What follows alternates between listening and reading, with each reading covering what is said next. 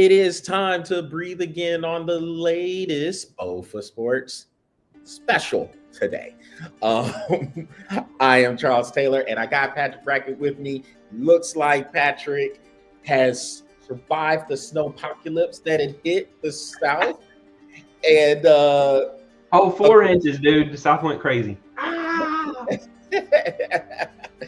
And so while we were doing this show on Tuesday, internet issues kind of messed Patrick up. So I ended up finishing the show out on that night. But we said, let's go ahead, do another one. And so Patrick can get his thoughts in there as well, since y'all didn't get to hear him on Tuesday. Well, not a whole lot, not without a 12-second delay. Yeah, so, it was bad. I even counted it off, remember? Yeah. I was like, yeah, I'm going to be Thursday. So Patrick is back with us, and here we are. We're just going to take a little bit of time to go through some of those topics that we planned on talking about on Tuesday. And we also have a game for those who haven't been with us long. Then you will get introduced to the game that we call Run It Back or Break It Up.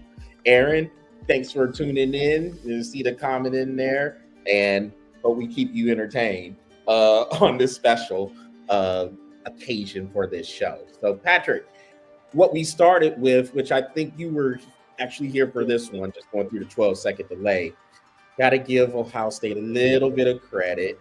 Okay, a lot of credit. They won lost.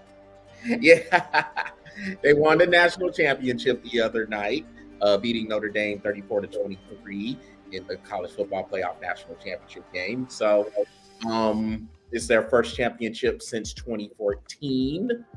And this is the second title in a row for the Big Ten Conference. Of course, Michigan won last year. So nothing really to add except, hey, look, this is a new season in terms of dealing with the 12-team college football playoff format. And yes, hello, Aaron. It's good to have you on, man. Good to have you on. And the Buckeyes, I mean, they won 4 straight games. Beat a good Tennessee team, the Oregon team that was undefeated in the Big Ten, and for the season as a whole, beat us in the Cotton Bowl. A lot of people will tell you, and you even said this yourself, Patrick, that was probably the national championship game right there. The game between Ohio State and us. And then, of course, they beat Notre Dame on Monday night. So what's your thoughts? Notre Dame made that interesting, but, I mean, honestly, after Notre Dame scored that 7 points, it was all Ohio State after that. So, I mean, you know, and Ohio State had some really big plays. And, I mean, kudos to Notre Dame for playing the way they got them there, you know, one-on-ones, man defense throughout the entire game. But, you know, Ohio State has some ballers. I mean, you're going to have to learn to play a little bit of zone if you're going to stop that defense, and you can't go man the entire game and expect to beat that offense. You know what I mean? So, but kudos to Ohio State as well. They played very well throughout the entire playoffs, and I mean, unfortunately, is the team that wanted it the most. So, deserve it the most. So congratulations to Ohio State. Enjoy it. So the SEC will be back next year, and y'all won't see one for another 10 to 12 years. How's that sound? SEC. I know. Yes, and I mean, it's I guess, is there a little bit of, I guess, closing the gap a little bit now that the Big Ten has won 2 in a row? I don't think it's necessarily that. I mean, look, I said this on Tuesday. The Big Ten got to win like another 5 in a row before I consider it. Yeah, I didn't get to hear much of what you said, but I think this is close to what I said. I was like, we have to give them a little bit of props because, let's look at it from the standpoint of the teams that made it and the teams that are coming up. I mean, Big Ten had more than the SEC did. So, you got to give them props there. So that's one. And don't get me wrong. I mean, I think the Big Ten doesn't have top to bottom. I don't think they have the caliber of teams. But the teams that make it, those have proven to be high caliber teams. So I would say we have to give them credit because we have to call an apple and an orange. We've always said that. And we have said that the SEC has pretty much dominated college football for the past 10, 14 years, right? 2 decades. So if we're going to let the SEC have that run, then we have to at least, for now, I mean, let the Big Ten win a couple more, and we definitely have to call it then. But we at least have to acknowledge that they are a conference to have to deal with, So good job to the Big Ten, to pull in those other teams and make their conference stronger. I like it. I love it. So, I mean, you have to acknowledge it. You have to acknowledge that the Big Ten is coming. You have depth now, and then if you're going to have Oregon and Washington in there along with it, along with teams like Illinois and Minnesota. Good to see you, Philip. What's up, Philip? Aaron had another comment. He said at least no Big Ten team is losing to a Vanderbilt twice. Vanderbilt's coming, Aaron. We hating on Vanderbilt. That is coming. You might see a couple other teams drop to the floor mat for the SEC here pretty soon. So, yeah, but hey, glad that you tuned in as well, Philip. Appreciate it. And I think with teams like Illinois and Northwestern can rise up every now and again.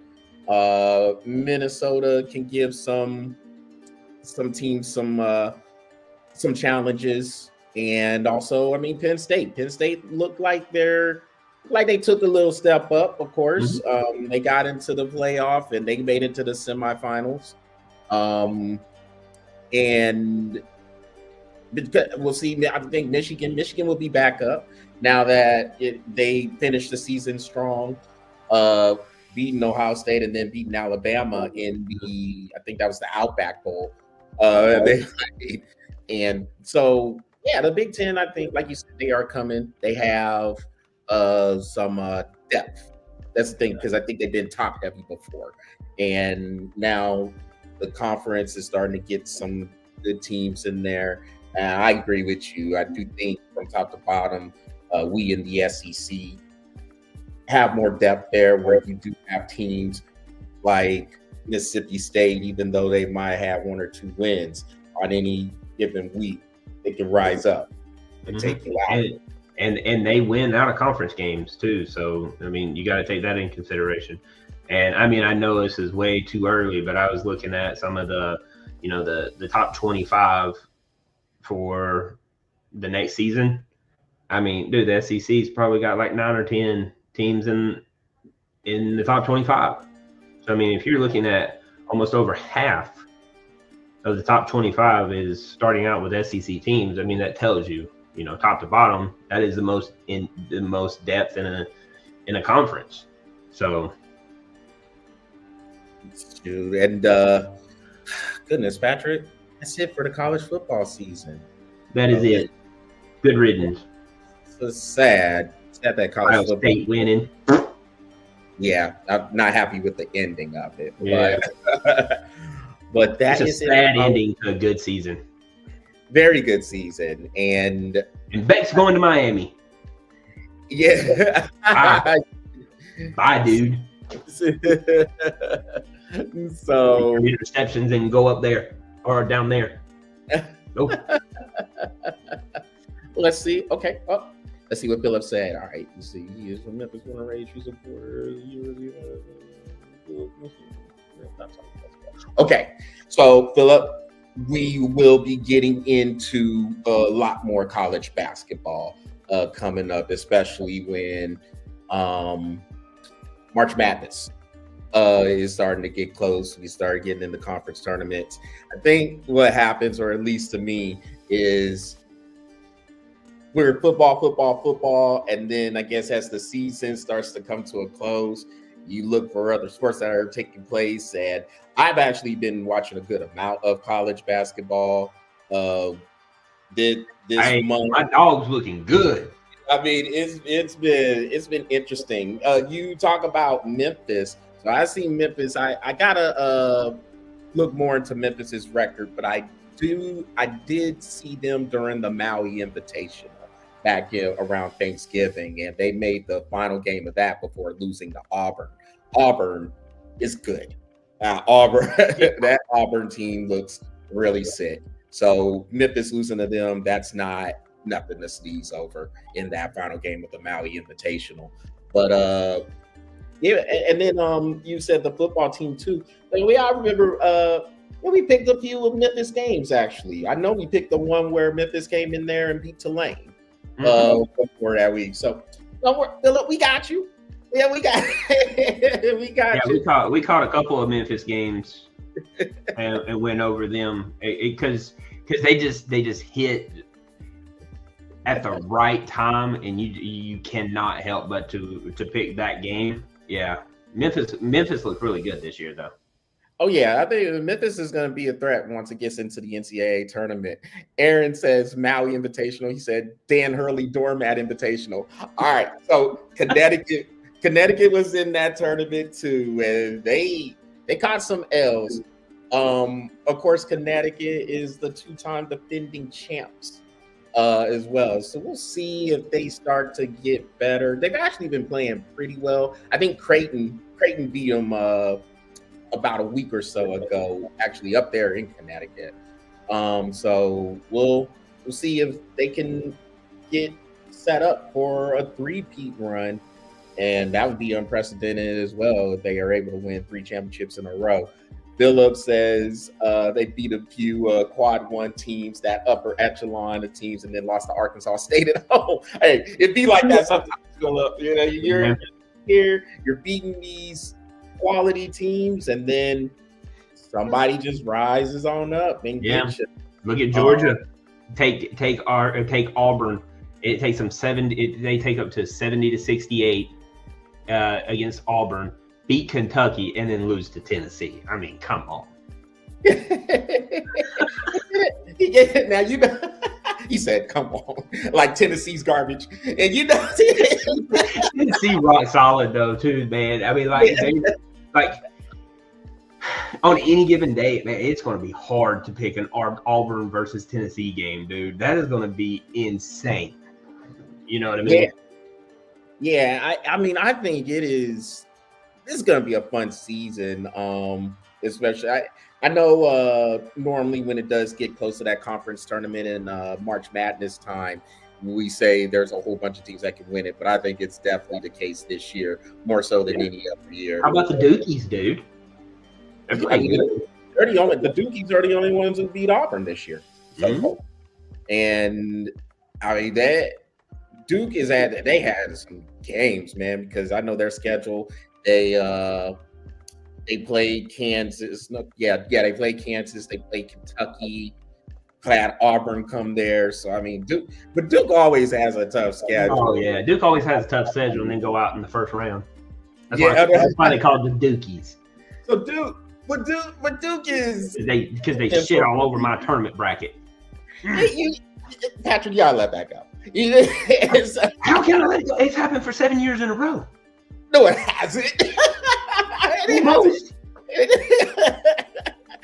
Look, Duke, it definitely depends on the year with Duke, because there'll be years where, they're gonna make a deep run and sometimes win the championship. And then other times where they're the 2-3 seed, like the year you mentioned where they got beat by Mercer. I was like, they gonna lose that game. Yeah, yeah. I mean, it happened like 4 years in a row. Though I will say it did happen 4 years in a row because I had them going deep. I had them like Final Four, and they went out in the first round. Then the next year, I was like, they're going out in the first round, and I think they even went to the Final Four. And I was They won like, the title. So that year, they won the title. I thought they won the title the fourth year I'd done it. so the title, Second year, they did it the second year. so they won the title the year after they got knocked out by Mercer. That's what's funny about it. So that was year 4.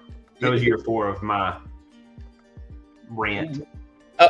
No, but they got knocked out by Mercer in 2014. They won the title in 2015. Now you remember that. Then 2016 they went out in the first round again. Did they?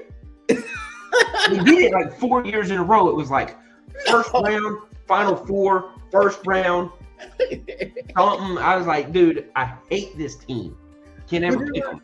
So the year they won the championship in 2015, that was the year that Kentucky went undefeated in the regular season with when they had Karl Anthony Towns, Devin Booker was on that team, the Harrison twins, but they got knocked out by Wisconsin, who had what they call him, Frank the Tank, Frank Kaminsky, and dude, I forgot, yep, but Duke beat them. Game. Yeah, but Duke beat them in the final.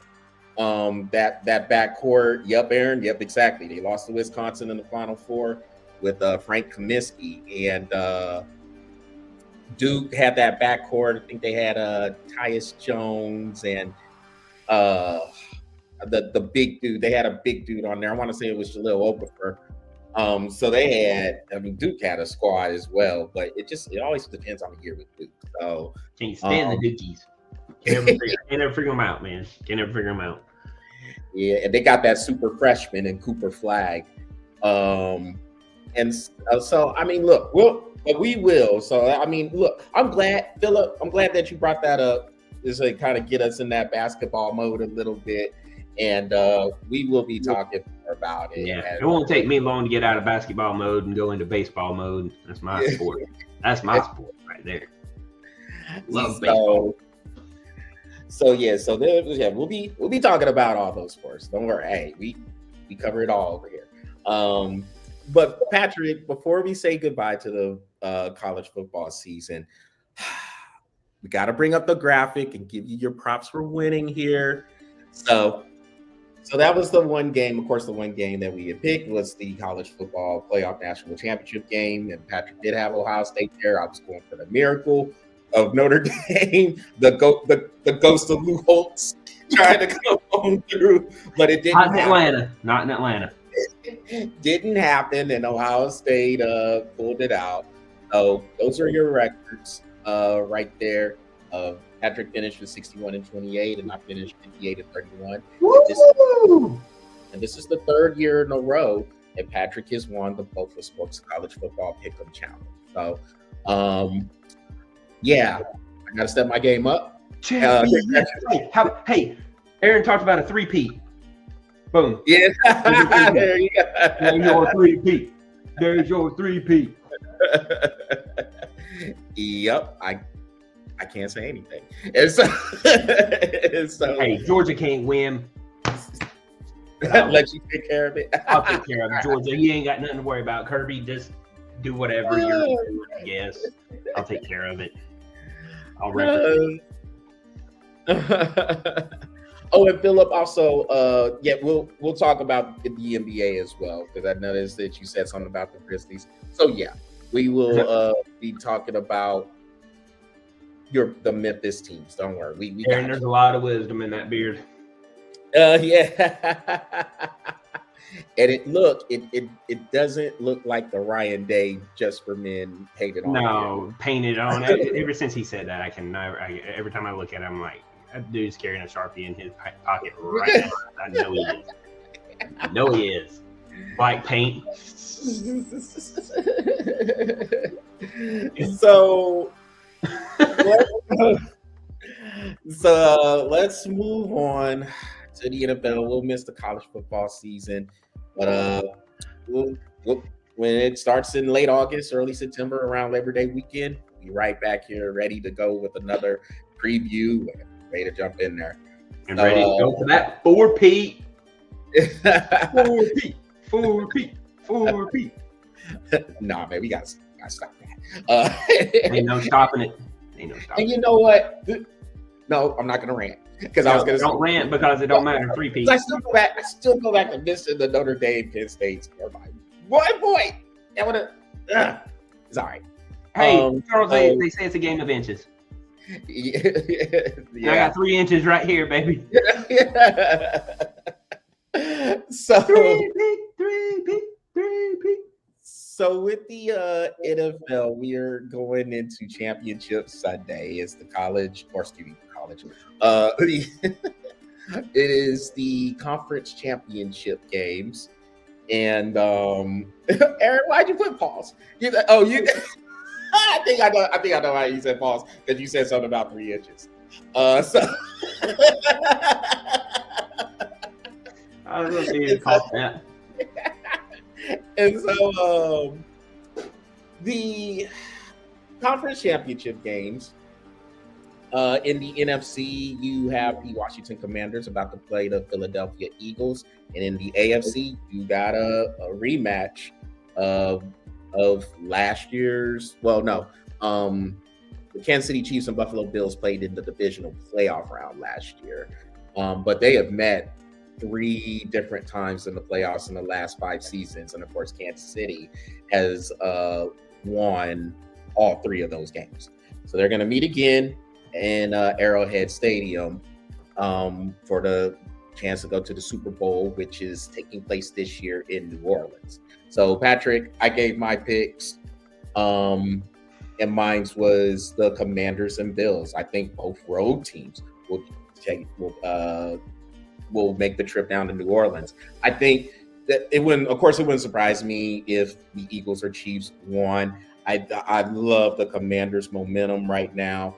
And, me picking the Bills in this case goes against what I normally would go to.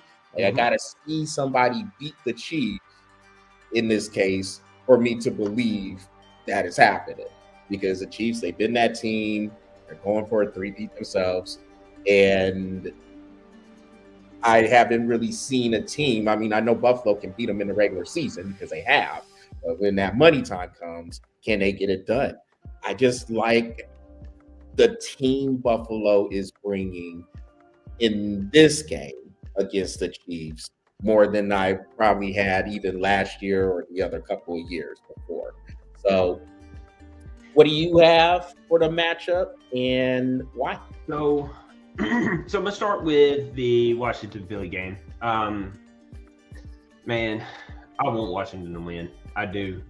And they have proven me wrong time and time again this season. And I'm going to say they're going to prove me wrong one more time. Reverse psychology. I'm going Philly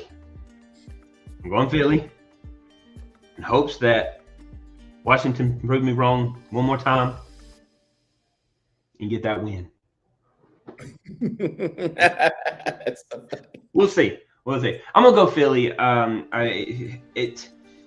Again, we have talked about how Washington is playing with house money right now, and they just keep doubling up. I mean, at a certain point though, it's you're gonna crap out, and I kind of feel like they will this time.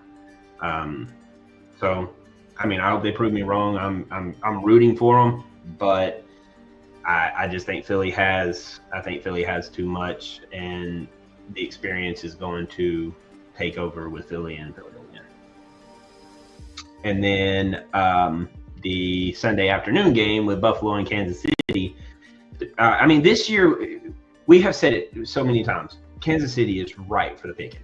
They are right for the picking. This is the one time out of many seasons that we've seen Patrick Mahomes. Patrick Mahomes is normally superhuman, throwing the ball while he's laying down, doing backflips, throwing the ball, like Uncle Rico. I mean, he just makes plays happen. He has not been that superhuman this year. We count so many quarterbacks. I mean, we did a show a couple weeks back where we counted non-quarterbacks that has a better QB rating than he does. So he's right for the picking. He's right for the taking. It's just Kansas City always has that right play when they need it the most. And then I don't know what it is with field goal posts and how they want to just happen to move for Kansas City. Field goal. And then they move right back. I'm like, I don't get it. I don't get it. I don't see how the field goals do it. I mean, but they get the play when they need it the most. They're chipping the football, that guy. Yeah. You know how it is. God, like I did what God did it. Yeah. give them that little edge. But with all that being said, it is Taylor Swift's team. It's not God's team. Buffalo. I'm going Buffalo. Taylor Swift needs to put on a blue cheerleading outfit because they're going to win. I got Buffalo. Buffalo Eagles. Super Bowl. All right, and I mean, I think both of these games they'll be good, and I think they will come down to the fourth quarter. As you know, the Washington-Philly game, that is a division rival game, so that's a battle in the NFC East. By the way, I have to say this real quick. Not that I'm one to try to take shots at people when they're down, but if you're the Dallas Cowboys right now. Oh God, okay, take your shot because I want to hear it. Okay, and then we're stopping right here because I don't want this to dwell. But if you're the Dallas Cowboys right now, you have two teams in your division that are playing for the NFC Championship game, a game that the Cowboys have not reached since 1995, and the head coach for the Commanders is he was the defensive coordinator for Dallas last year, and the offensive. Oh, you're talking about Dan Quinn. Dan Quinn, Mm-hmm. yeah, And quarterback or head coach for the Falcons several years back. Yeah, and then the offensive coordinator for the Eagles, which is Kellen Moore, he was with Dallas a couple of years ago too. So you got these former coaches on rival teams thriving. And on top of that, look at all those dogs. You call them Georgia North. I call them Georgia North too. Yeah. All those Georgia Bulldogs on that Eagles team. Yes. Those dogs. So have Jerry Jones think about that, why he doesn't have time to have a bad time. Oh God, Jerry Jones don't think. You know that. That's true. He thought he wouldn't be on the radio stations. That is true. So you have the Bills and Eagles. They have the Bills and Commanders, and we will see on Sunday who ends up there and makes that trip to New Orleans for the Super Bowl. As for the four teams that ended up going home for the divisional playoff round, or in the divisional playoff round, it's time to play that game. So here it is. The game is called Run It Back or Break It Up. So we're going to look at the four teams, Houston Texans, Detroit Lions, LA Rams, and the Baltimore Ravens. And we're going to not necessarily debate this, but we're going to ask the question, as they are currently constructed right now, is it time to run it back or is it time to break some stuff up? So let's start with the Houston Texans. They were sent home by the Kansas City Chiefs, and people were trying to see if they were going to take a step up from where they got last season. Last season, they made it to this same round before going out to the Baltimore Ravens last year. So from the season, I mean, they won the AFC South. But from what they did the year before, looked like CJ Stroud had a little bit of a sophomore slump. And what I think happened there, teams just kind of caught up. Teams got some film. They were able to put together some plans, and he just wasn't as effective as he was last year. The receivers they picked up, remember they picked up Stephon Diggs. Diggs went out for the season. with the torn ACL back in October. And then the running game was hit or miss. It got going a little bit better with Joe Mixon, but it wasn't consistent from the start. And then the defense, they were able to get after some people. They got Will Anderson, Daniil Hunter on that line as well. But you can see against Kansas City, for whatever reason, they weren't bringing any pressure, and they just didn't look like a team. Although they were close, you never really thought they were going to beat Kansas City.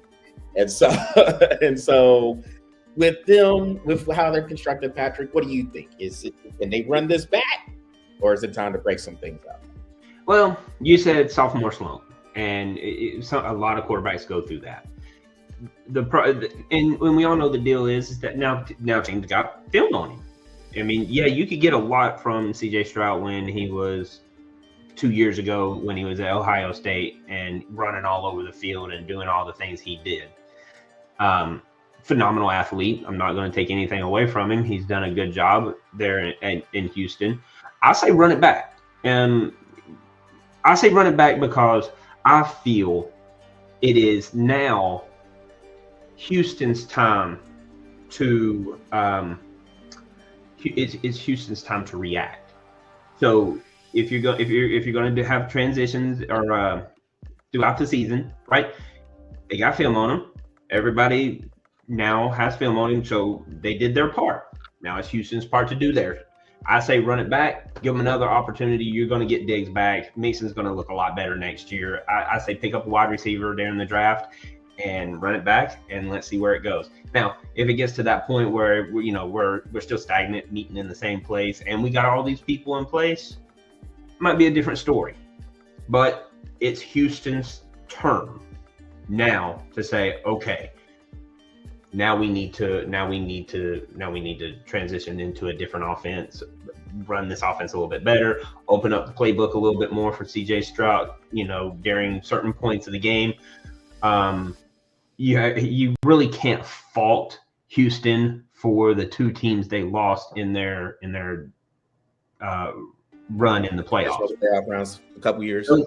That's the Baltimore Ravens, dude, and the Kansas City Chiefs. They're two good teams. I mean, they really are. They're constructed to be contenders for a Super Bowl. And when you get into the playoffs, that's it. That's what you got left is nothing but Super Bowl contending teams. So if you hit that mark come next year, it might be a breakup, but I say run it back. Give it one more year. Let's see what they got. I'm with you. I say run it back also. The thing Houston needs to do, first and foremost, before anything else, and this is really funny to me what I'm about to say, because all the talk is always surrounded around the quarterbacks. All the time, no matter what. That's what you hear about. Quarterback. If that is the case, why are you not putting in more resources to protect said quarterback? CJ Stroud got sacked 8 times. 8 times against Kansas City. That has to be addressed. No questions asked. You need to build up the offensive line. You cannot have your quarterback, your franchise quarterback, running for his life back there. And that's just the sacks, Patrick. I'm not even talking about all the other numerous pressures the Chiefs had in that game as well. Yeah. There's no excuse for you to have this guy as your franchise quarterback and you put in no resources to protect him. And Kansas City is getting pressure with 4 the entire game. Yeah, they didn't blitz a lot. They were able to sit back in coverage and use their front 4. God, there was one time where they rushed us 3. They were able to get there. So I mean, that is a must. Like that is priority number 1, 2, and 3 if I'm Houston. Because you're right, Patrick. They have pretty much everything else you would want. They have receivers. They have a good tight end in Dalton Schultz. the running game with Joe Mixon is starting to pick up, and they have a pretty good defense, young defense at that. So you have the cornerstones. DeMeco Ryans, this is his second year as a head coach. Joined in with C.J. Stroud in his second year of being a quarterback. Yeah, they have all the pieces there, but offensive line, address the offensive line. That's what Houston needs to do. So with the next team, let's go over to the Detroit Lions. The Lions were the number one seed after making it to the NFC Championship game the year before. And they had a big lead in that game. They had a 24-7 lead before the San Francisco 49ers came back and got them. This year, number one seed, and the Washington Commanders came in there and knocked them out. Put 45 points on them. 45-31 was the final score there. So, in totality, Detroit had a good season. Some people may call it a failure because there was Super Bowl expectations there. And then with the number one seed, you go out in your first game. Really tough to digest for the city of Detroit, their fans, and for the team. Running back or break it up with Detroit? I say run it back, but you gotta, as a coach, it starts with the coaching staff. You cannot overlook a team that just because they got a rookie quarterback, you overlook them. I really do feel like when I watched some of that game, Detroit overlooked Washington because of the lack of experience. That's what it kind of looked like to me. So I think you go back to the drawing board and you say, okay, number one seed team, we lost 2 games. I mean, this is huge. I mean, even from last year, this is an improvement. So I give Detroit a lot of credit. But here's the thing: is if you're going to continue that mindset throughout the entire season, and then you get into the playoffs, and the first game you do is you drop because you just really weren't prepared. That's not a team problem. That's a coaching problem. And you go back to the drawing board and you go, that is not how this team was supposed to be played. We don't overlook. We will make sure we fix that. Run it back. Do it again, but get it right. This is the time where you get it right. Run it back and get it right. It's going to be interesting for Detroit. I'm with you. I mean, I think they have the team to run it back and get back to this point again. The coaching staff is already, I'm not going to say in shambles, but it's being poached for other coaching opportunities. Offensive coordinator Ben Johnson is now the head coach for the Chicago Bears.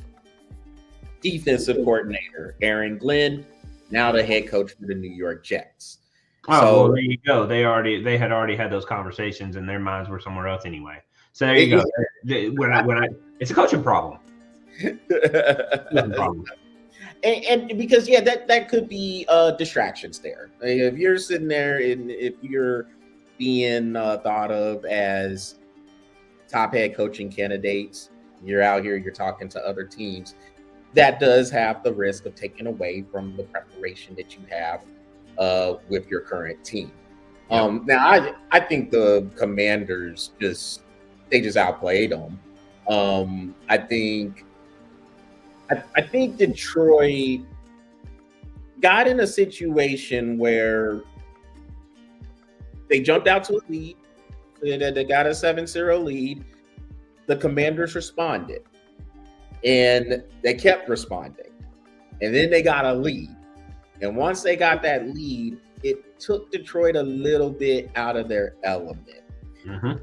Jared Goff, who, you give him credit for in that trade, of course, the trade that brought Matthew Stafford to LA, was kind of thought about as an afterthought. And he has revitalized his career and got a new contract. He has played phenomenal for the Lions. But if you get him in a situation where he has to make some throws and you perhaps put the game all on his shoulders, that could still be a little bit of a bothersome thing for the Lions. And that showed up in spades the other night. Interceptions, he had three interceptions, another fumble. It got pretty messy because he felt the defense wasn't really stopping anybody. I mean, the defense was kind of gutted with some injuries as well. But man, did it catch up. Like, they could not stop the Commanders at all. And Jared Goff felt like he had to try to make plays to keep up, and then you have the turnover. So definitely, all right. So you lost your offensive coordinator and defensive coordinator. So you retooled the coaching staff. And I think you have to probably, because their team is pretty deep. Their team's pretty deep. The Detroit's got some pretty good depth there. If anything, maybe better on the defensive line, because the last draft they drafted a bunch of corners, like a bunch of people in the secondary. This time, address the defensive line a little bit more. Have someone other than Aiden Hutchinson on the line, and of course, he went out with the injury, so you were struggling to get a pass rush, which means you have to blitz more, and sometimes that could be that's a bad agreement. And so you get the defensive line a little bit stronger, and I think Detroit get it. I mean, it's definitely doable for them to get back to this point next year and maybe even further. So I'm with you too. Running back. Los Angeles Rams. They went out to the Philadelphia Eagles 28-22. They had a chance at the end, and they just continued to fight back in the snow that was hitting in Philly at that time. And they had a chance with the last-second drive, but couldn't complete a fourth down deep in Eagles territory. So now you have a few questions here. What's the future looking like for Matthew Stafford? Because he was kind of asked a question about retiring. I don't think he will retire right now. I still think he's got some good playing left in him. But you have some questions with the receiving core, with the Cup, and then you have a defense that's developing. They show some good moments, of course, but they're very young. So what do you do with the Rams? Run it back or break it up? Well, it's hard. So when a team makes it to the playoffs, it's really kind of hard to say break it up. But look, the Rams sold their entire life to win that Super Bowl several years back. They're starting to recoup from it this year, and they're definitely going to have a lot of recouption, money coming in next year. But they're starting to get to me too many questions. I always say that one of the strongest quarterbacks, one of the toughest, let's put it that way, one of the toughest quarterbacks is Matthew Stafford. That dude, I mean, like, if you played in Detroit for 15 years without a line, and the only person that you really had was a center, and he was good enough to get you the ball, and you had to make something out of nothing every single play for 15 years, and he still throws for 4,000 yards, he's a good quarterback. He's tough. He's resilient. But you need more than just a quarterback. I'm going to say break it up. I'm going to say break it up, get what you can get out of these players, and try to get something that is a little bit more, that's a little young, because that team is aging very well. Defense is actually a little younger than the whole entire offense. But I say break it up because it's obvious that this team, where it stands now, is not a Super Bowl contending team, especially since you have Detroit coming. Buffalo's looking as good as they look. Kansas City's looking good as they look. Philly doesn't look like they're going to go anywhere.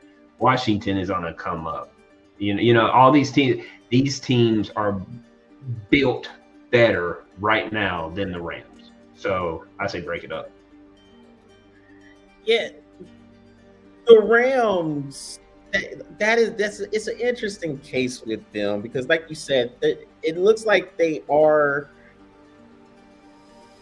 as good of a job as I guess you could expect, trying to rebuild on the fly. Like you said, they sold everything to get that Super Bowl, and they're still recovering from it because now they actually had some first round draft picks they could use. Yeah, they haven't had a draft picks in like 3 years.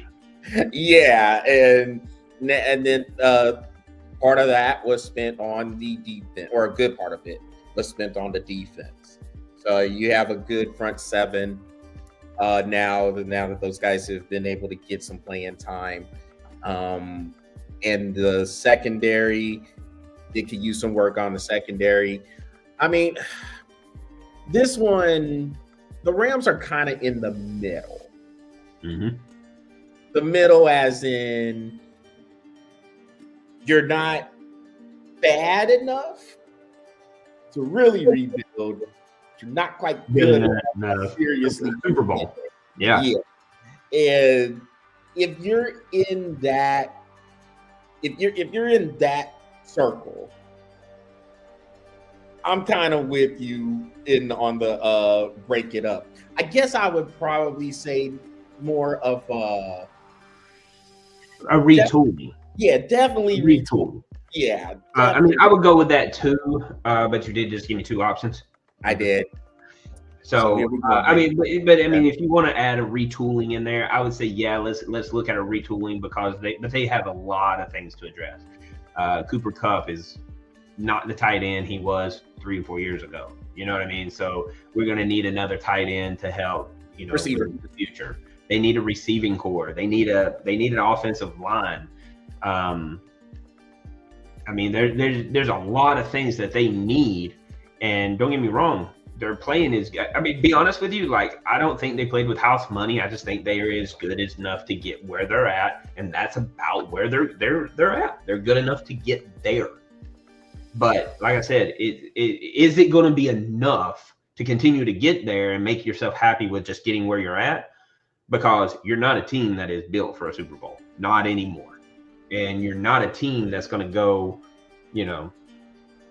6-11 either. You're good enough to have an above 500 record, 2 or 3 games above 500. Who knows? I mean, but you're not going to get past these teams in the playoffs to win a Super Bowl, not with the way you're tooled right now.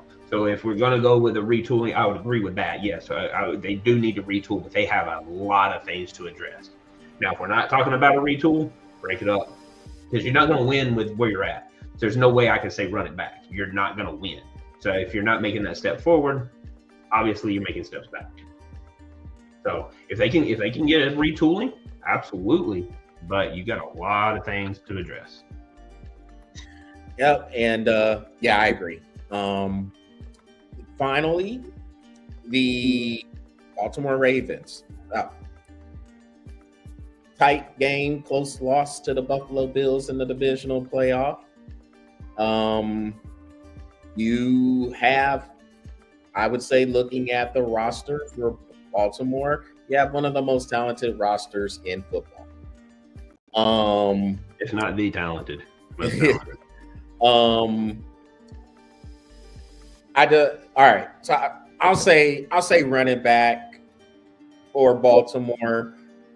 But there's a lot of caution because they can't get past this part right here. This is where they plateau. Run the football.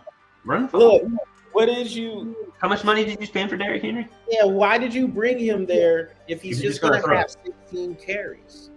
That's not enough. Derrick Henry cannot, not in the game against Buffalo, against a team. And granted, look, Buffalo played better defense, a lot better defense than they did in that first meeting they had in week 4 on that Sunday night in Baltimore, where Derrick Henry ran for almost 200 yards. Yeah, but how many carries did he have? Yeah, no, I'm getting there. And so I'm getting there. And so I said, look, man, you got to continue to give him the ball. You can't run with 16 carries. And that's it. If you're the coaching staff, run the football more. That's it. Even if you're running with Lamar Jackson a little bit. But you got to get carries. And 16 carries for Derrick Henry, and he had 84 yards on those carries. That is over 5 yards a carry. Over 5 yards a carry, and you're not giving him any more than 16 carries. That's Yeah, but those ESPN stats says throw. Man. Ugh. Damn them stats, dude. I can't stand those stats. They ruin the game. It's like we talk about a lot of things that might ruin the game. That ruins the game right there. Oh, ESPN says go for it. Where are you getting your stats from? Because I hadn't seen you out there playing. I think, but that's on the coaches, man. Like you can't. You're on the field. You're right there on the field of play. You're seeing this stuff develop. Those stats shouldn't matter. Not at that moment. No. Who cares? You're out there. You see, you got a guy who's getting over 5 yards a carry. You're not going to give him the ball? That's crazy. But but to answer the question, I would run it back with Baltimore, but that coaching staff has got to be better. Got to be better. Well, there's a lot of things that we've said in our previous shows, years back and even into this year. What's the one thing you can't measure in a stat? Heart. Yeah. Heart. I look at Derrick Henry and everybody looks at me and says, ESPN stats says throw. And I look at Derrick Henry and I go, what do you think? If he gives me that look, it says, I'll get you your 5 yards. Run it. You better give me my 5 yards though. Run, go. And here's the thing that I've seen with Baltimore. I'm gonna say, let me explain. I'm gonna say run it back. But if they don't get it to a Super Bowl next year, you break that shit up. At that point, I'm done. Because if it's just going to be the same thing over and over again, and we're not doing anything different, but yet we have the best talent, the best team that we can put on the field, and yet we can't get one freaking win.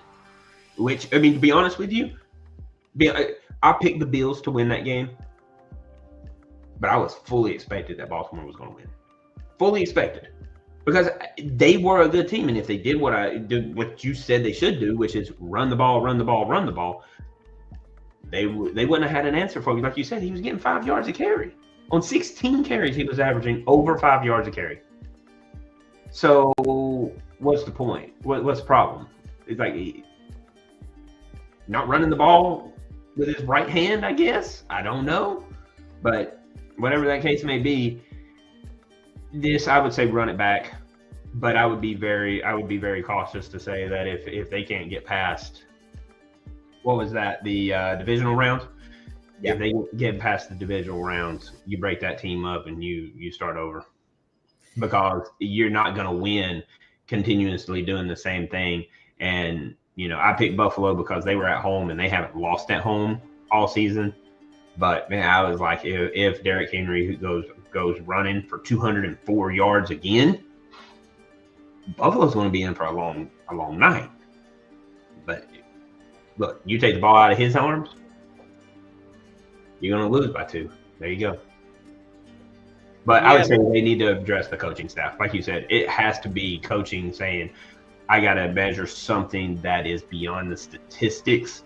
I got to look this guy in the face and I can say, what are you going to do for me right now? If he tells me I'm going to get you 5 yards on an average, it's touching that ball 30, 35 times, bro. Simple as that. Yeah, I mean, Patrick, he had 16 carries for 84 yards. 16 carries for 84 yards. So, yeah. Over 5 yards a carry. And just to make sure, stat checking right off the thing here. I'm going to calculate it just so we have the right. So, but yeah, there's no reason for him, any good running back, 5.3 yards a carry.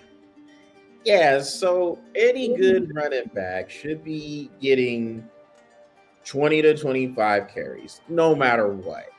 No matter what the situation is. I don't care if you have a pass-happy offense. I don't care. You got a running back there who is as good as Derrick Henry. He should be getting no less than 20 carries per game. And I know there have been some questions on your note that you were talking about with the coaching staff. Is it time for John Harbaugh to go? Now, I'm not there yet. I think John Harbaugh has been a very good coach, but like you said, it's starting to get to that status quo of we can't get past the wild card or the divisional round. You had the year last year where you did get to the championship game going out to Kansas City. And of course, there was a problem running the ball there. You didn't run the ball. You didn't try to run the ball. So, yeah, if that's what's happening, especially after next year, break that up. Time to break it up and spend your money where you're going to use it. I go and get me 6-7 wide receivers, and I wouldn't put anybody in the backfield because we all know what you do. You're all going to throw. So you go and get you a hefty where you have to put like one person on each one of those wide receivers, and I'd run 6 wide receivers all game. Like, look, we know we ain't gonna run it, so what's the point in paying this guy back here $10 million a year for him to get 16 dude? Pay me $10 million a year and give me 5 carries. I'll be laughing to the bank. All right. I'll be like, taking my bag with me. Yeah. I'll be like, how much did I make? It's like 10 million. I know. Oh goodness. Well, Patrick, smile on my face all the way to the bank. Well, Patrick, that will conclude this show. Before we go, what is coming up and what is going on with Pro Epic?